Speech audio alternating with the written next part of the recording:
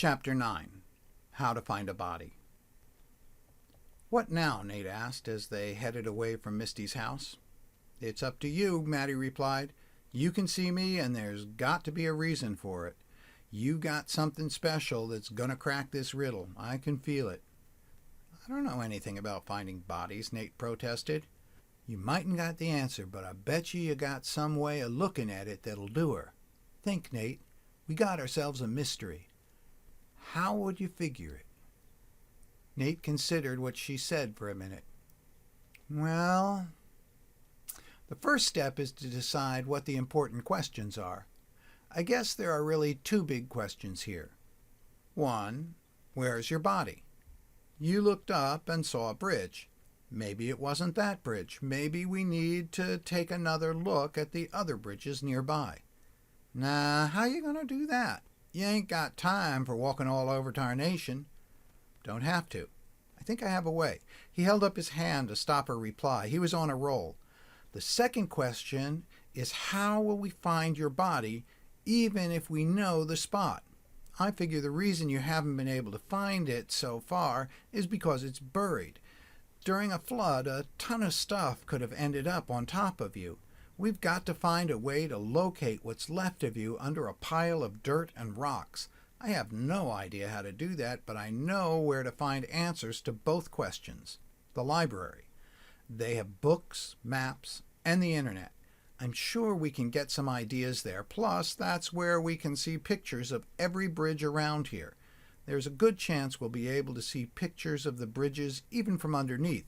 Some people from a place called Wild and Scenic Rivers came to talk at school. They are charting the entire river and documenting it. They keep all the pictures on a computer at the library." He stopped and looked at her. "Can you go inside the library? I mean, you don't have any problems with it, do you?" Mattie shook her head. "I got no problem, but..." "But what?" Mattie grinned. "You best remember to keep your yap shut. You start jawing with me and they'll lock you up for a loon. Remember, no one else can see me." Nate nodded. "I'll try." Looking up at the sky, he added, "Let's hurry. It looks like a big storm is blowing in, and if we don't hurry, we're going to get soaked." Mattie laughed. "Don't make me no never mind." She gestured at the streams of water flowing down her face. "I'm always a dripping, but you might be so sweet you'll melt like cotton candy." Nate grinned and headed toward the library. "Fat chance. Let's get started. This is going to take a while, and you don't have much time." Over the next several days, Nate spent as much time as he could in the library. He had been right. The collection of pictures of the river included photographs of bridges. Unfortunately, they were organized by sections of the river. That meant Nate had to locate a bridge using maps on the web set to satellite view and then find the pictures for that part of the river. After that, they had to go through all those pictures and find ones that included the bridge. Once they found the bridge pictures, they looked at the bridge from every different angle. That way, Mattie could compare the picture to her memory.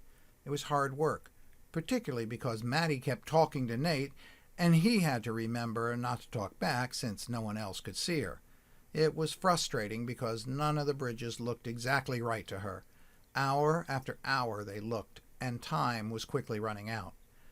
Nate also searched for different ways to locate bodies. He got help from Zena, the librarian, who suggested several sites, showed him advanced internet search techniques to find other ones, and even located some books that helped. She would always answer his questions and try to help, but didn't ask why he was looking.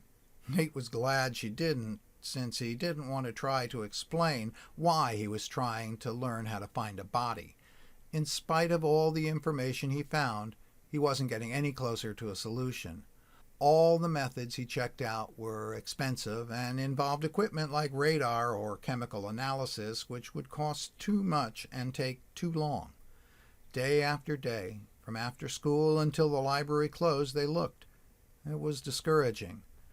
Mattie tried not to show it, but she was getting more and more worried. If they couldn't find her before the 19th, it was all over for her. The weather didn't help their mood either. A constant, heavy, soaking rain had settled in over the small town, and everything was turning to mud. The brook kept rising, and it was threatening to flood. Trees along the bank were falling in and being carried downstream.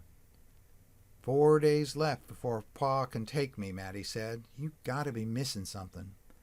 Nate was sitting in the computer room reading another site that explained how dogs were able to find bodies by smell. It was pretty gross. I can't get one of these dogs, he whispered, looking around to make sure no one was paying attention. Besides, I don't even know if they could find you after all this time. There might not be enough of you to smell. I wish I could say the same about you, Mattie grinned. Nate? Nate looked up and saw Zena standing in the doorway. She smiled. May I talk to you? Nate nodded and she sat down. First, I want you to know that an important part of the rules for this library is that we do not ask questions about what patrons are reading. It's a matter of privacy. She looked closely at Nate. Do you understand? Nate nodded. Sure. I wondered why you answered my questions, but never asked what I was doing. That's the reason why. Zena looked a little uncomfortable.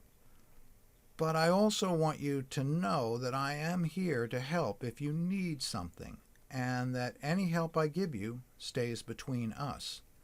I've noticed that you seem to be looking for something, and it doesn't seem like you are finding it, and that's making you very upset. I don't want to intrude, but is there something I can help with? Nate sighed, not sure what to do. Mattie, who stood beside Zena studying her, turned to Nate. Ask her. Don't say we're looking for a body, but go on. I got a feeling. Nate nodded and said, Well, I've been interested in the flood that happened back in 1922. Zena nodded. We have a lot of information about that in the archives, more than you can find in books or on the computer. Archives? What are they? Beckett is a small town. There isn't much interest in writing about the history of such a small town, so you can't find more than an occasional mention of it in books. You can find some more bits on the web, but even there you can't find much. There are very small local newspapers that have some information, and we have some of those both in paper copies and scanned so you can see them on the computer. However, the way we know most about the history is from letters, stories, pictures, and documents like tax bills and official town reports from people who were living here back then. Historians call them primary sources. We have a lot of things upstairs. Many of the papers are too fragile to be out on the shelves, but you may look through them if you are careful. Nate began to feel hopeful.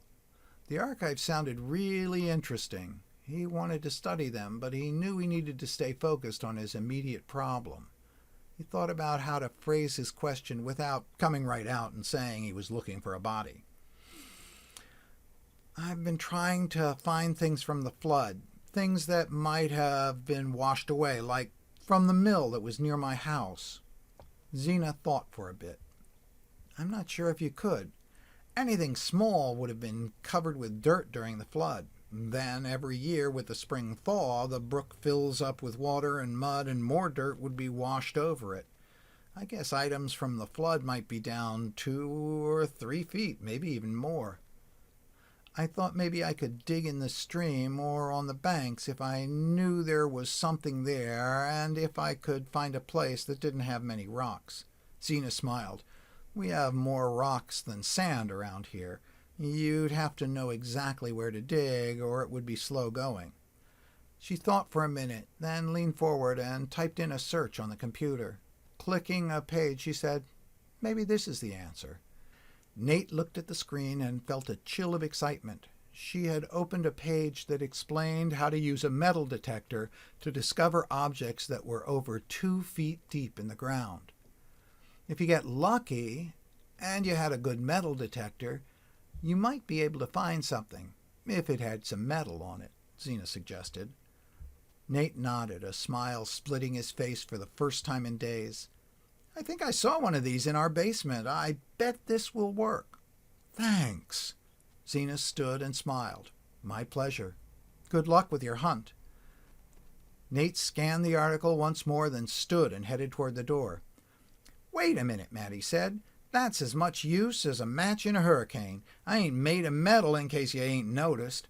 They stepped out into the rain, heading toward Nate's house. He stopped and turned, then tapped her on the chest, feeling the locket under the thin dress. "You aren't, but your locket sure is. I think it's silver, and the article said there's a special setting for silver so we won't get any false readings on nails or other stuff." He was excited and wanted to find the metal detector. He could picture it in a corner of the basement next to a big pile of other stuff Aunt May had left. They hurried across the street. On the bridge, Nate looked over the side and stopped. The water had slowed to a trickle, even though the rain was pouring as hard as ever. "That's funny," he said. "Look at the brook. Where's all the water?" "That ain't even a little bit funny," Mattie said with dread in her voice. "I seen that afore.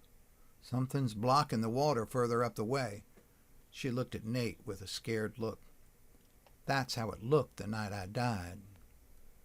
As she spoke, a siren blared from down Main Street. Nate turned and saw the fire truck scream down the road, siren blaring and lights flashing. As he watched, both the town's police cars and 2 state troopers sped by. Standing in the pouring rain, he knew this was very bad. The road crew's big earth movers used for repairing damage from winter storms rolled by a couple of minutes later.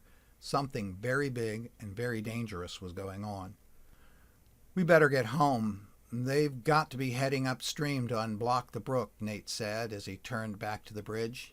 He gasped and froze in place. There, standing in the middle of the bridge, holding an axe, with an evil grin stretching his face, was Mattie's pa. "Hello, Breathy," he said. "I think you done been playing with my daughter a bit too much. It's time for you and me to have some fun." He raised the axe. "At least, I'll have fun. You might not like it so much." Nate couldn't move, but Mattie charged right at her paw and plowed into his stomach with her shoulder. With a grunt, he brought the axe down, trying to chop her, but she was too close, so only the handle hit her. The power of the blow cracked her head with a sound like a melon bursting open, and Mattie staggered back, moaning in pain. She called out to him, "Nate, the stone! Use the stone!" The huge fiend pushed by Mattie, hitting straight for Nate, swinging the axe high above his head to get extra power to bring it down. Nate reached around his neck and felt the cord. He pulled it over his head and held out the stone like a shield, a teeny tiny shield against a huge axe-swinging demon. He winced and turned his head, waiting for the blow. Instead, he heard a roar of disbelief and rage. He opened his eyes and looked. The stone was shooting out beams of light that were hitting the giant ghoul all over. He was trying to bat them away like he was being stung by a swarm of bees. He dropped his axe, which disappeared, and dove into the brook, vanishing before he touched the little trickle of water that covered the rocks. Gasping, Nate turned to Mattie, who was lying on the bridge, her head bashed in. She was awful to look at, but he held her hand, patting it. "What can I do?" he asked. She moaned a bit, then looked up at him. Nothing right now. I'll be okay. It ain't as bad as it looks, but it burns like the dickens. Gotta go patch myself up. You go on home and get that contraption that might help find me. We'll see if it does the trick tomorrow." Nate stood. "Are you sure? Can't I do anything?" Mattie grimaced and shook her battered head. "Ain't nothing you got powers over. This one is my burden. Go on home." Nate turned toward his house. "Hey, Nate," she called after him. "Yeah?" "Make sure you dry that stone off. It's really wet out here, and it's going to start to melt." Nate nodded.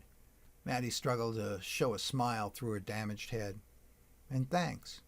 You might be learning how to be a friend after all." Nate shrugged and headed home.